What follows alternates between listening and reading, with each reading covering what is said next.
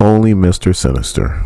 You'll know exactly what I'm talking about once you get to the end of this video. My name is Dorian, this is SEM Comics, and we are bringing you the complete coverage of Sins of Sinister with Sins of Sinister #1. So the book starts off 10 years into Sins of Sinister, and we see he has this huge incubation chamber where he's pretty much giving birth to more of him. How do we know he's cloning himself? Because he says, "To me, my me's," pretty much making fun of Professor Xavier's "to me, my X-Men" phrase. And then on the next page, we are right back to the scene of the crime in Immortal X-Men #10. We did cover this on the channel. For those of you guys that missed it, we have a playlist in the description. So Sinister is getting sent to the pits, and he's pretty much yelling, "You bastards, you ungrateful bastards, you'll pay for this," as he's being sucked down in there. And then we are at the scene where Professor Xavier reveals that he has a diamond in the middle of his forehead. So then we see that Emma comes up from behind and surprises Professor Xavier, which, you know, how can you surprise a telepath? I guess wasn't a telepath. But then come to find out that she also has a diamond on the forehead too, because she's like, well, if we're going to be naked out here.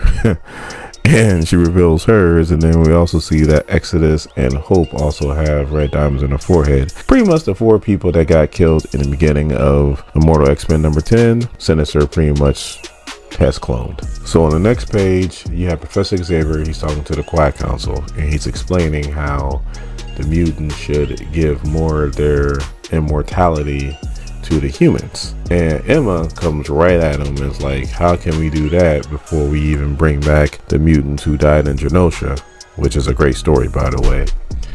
And right now they're putting on a good front.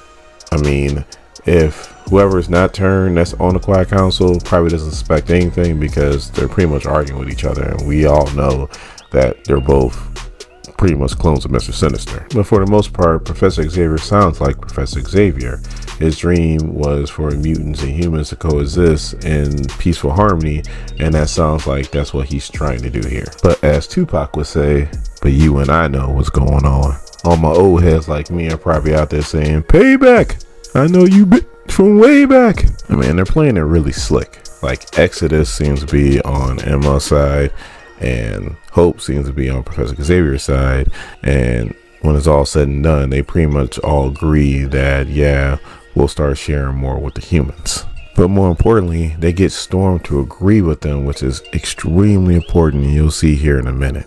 So now we're 1 year into Sins of Sinister, and we have Ben Urich meeting James Jonah Jameson.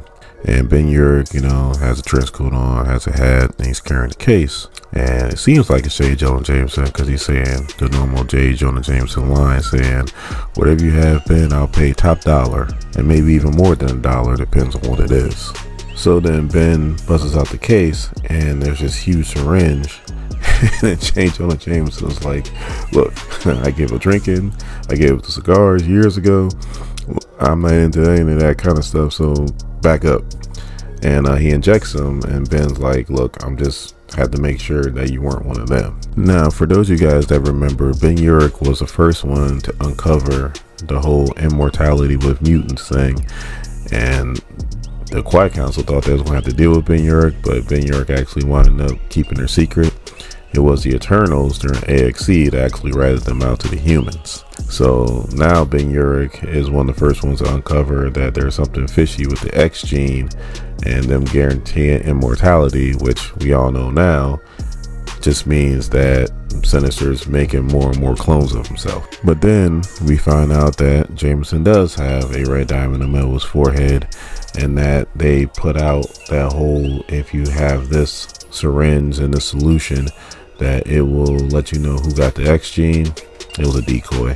They just wanted to get people like Ben Urich to come out so they can pretty much catch them. So now we're to the point of the story where I didn't understand why this had to happen. Maybe somebody in the comments can explain to me why this was so important. So you have Forge, and obviously he's a Sinister because he has a red diamond in his forehead, and he's working on his weapon. So now the weapon is designed to shoot a blast from space, from I guess a satellite, to pretty much disable Krakoa and make it pretty much non-sentient, which I didn't understand why. If a lot of the people that are on the island are already Sinisters, and the island has done nothing to you, then why take out the island? Like, I just don't understand it. Like I said before, maybe somebody in the comments can let me know why this even had to happen. But Forge is like, so who wants to kill the island? And then Hope goes, me, and she presses a button. This big blast comes down from space and pretty much takes out the island Krakoa. So now we're to the point to where Sinister just started doing people dirty. Cypher's one of the only mutants to be able to communicate with Krakoa, and he's trying to talk to him, and obviously Krakoa looks like it just got lobotomized, because it pretty much did.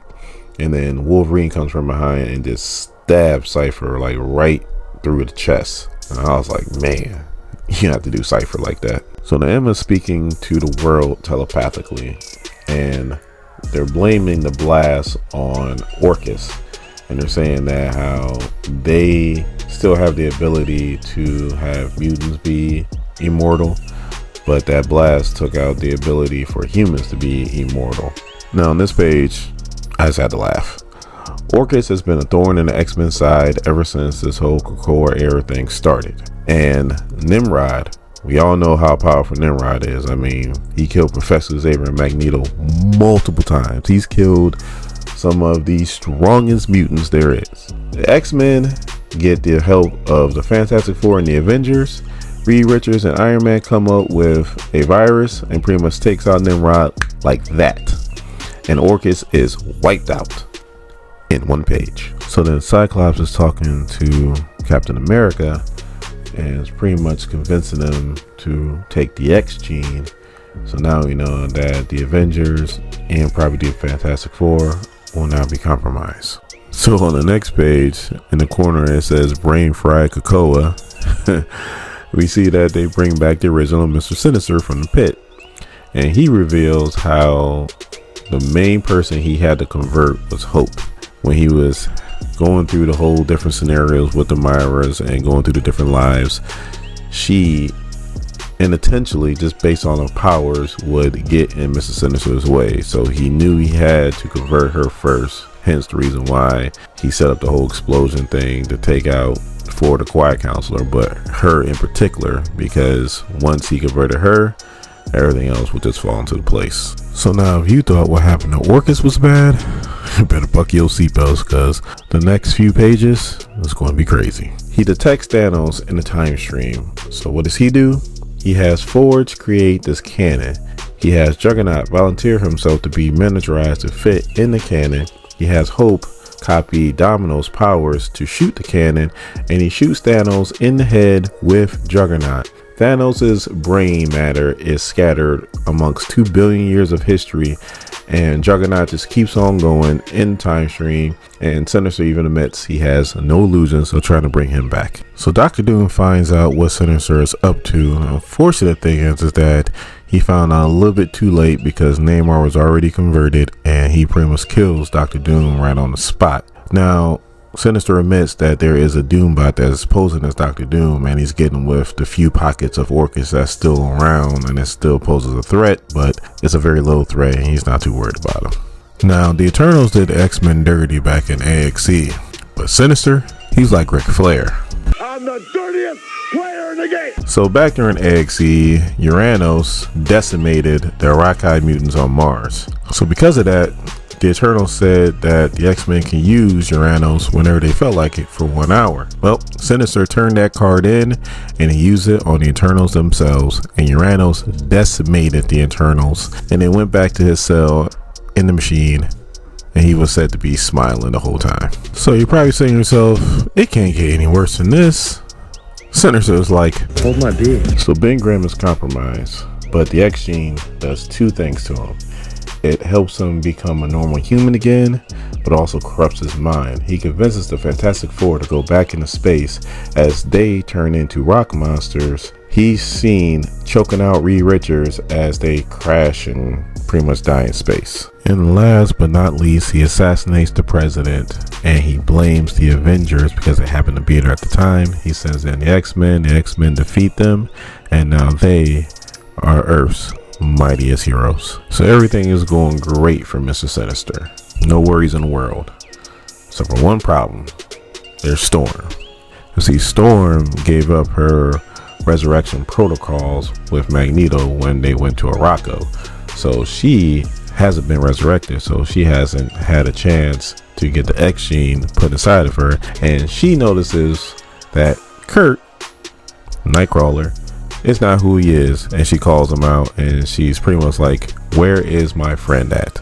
And Sinister, I guess, has been trying to mess with his genes, but you know, Nightcrawler's like from like the nth dimension, I think it's called, so he's half mutant, half whatever that is, and he looks crazy as hell. Yeah, Sinister pretty much told Storm, like, I haven't got a handle on his genes yet, but don't worry, I'm not giving up just yet. So Sinister always knew that because Storm gave up resurrection protocols that he would have to figure out a way to deal with her. He says, I don't like to do the whole mind control thing, but really leave me with no other choice. And Emma Frost and Professor Xavier start to probe her mind, but then they show like a flashback before she went to Krakoa, and it shows her talking to somebody. I don't know who it is, but Storm kind of figured this might happen, and whoever she's talking to is so powerful, she says if she says a phrase that her mind will be linked with that person,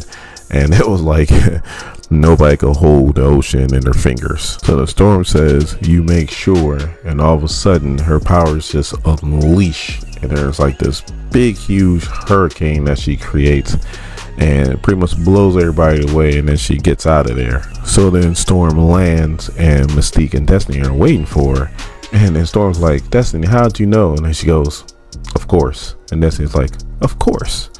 And then she pretty much tells her that, look, we're going to lose unless we work together. We need to be on the same side. So Sinister is like far from done. He has Sebastian Shaw take over a Hell Dimension. So because Sebastian Shaw is a ruler of a Hell Dimension, they're able to get their hands on a certain sword that belongs to Surtur, and then he sends magic to pretty much cause Ragnarok to Asgard. He sends down that same beam that he hit Krakoa with to take out Wanda, and says no more Wanda, just in case. He starts to experiment with the mutants, and he starts making these crazy looking chimeras that have two different mutant powers. Like one chimera is Beast and Colossus, another chimera is Wolverine and Cyclops, another chimera is Iceman and Pyro. So because he has control of a Hell Dimension, he sends them to try to take out Storm and their Rakai on Mars. Unfortunately though, he doesn't know whether the attack was successful or not. So now we're 10 years into Sins of Sinister, and we see that he has spliced Spider-Man and Nightcrawler together, and everything seems to be going well, but now he has a meeting with the Quiet Council. His Quiet Council. So the council's worried. Storm did get away, so there's her to still deal with.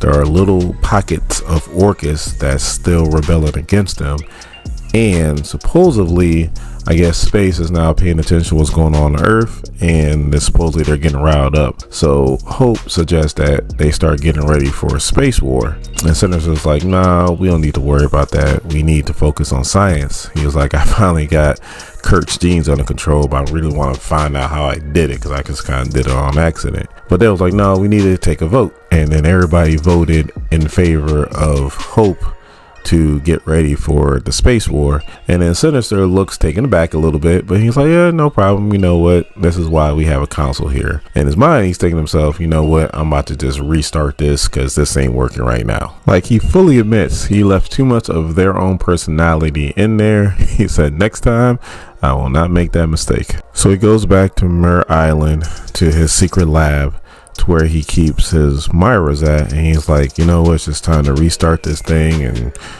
we're going to try this again. So he's going down there, and there's one way to get down there. So he's going down there, and all of a sudden there's nothing there. Somebody stole his lab, stole his Myras, and because the lab's gone, now he's trapped down there. Only Mister Sinister can have a whole arc dedicated to him, and he messes everything up in the first book. Come on, man!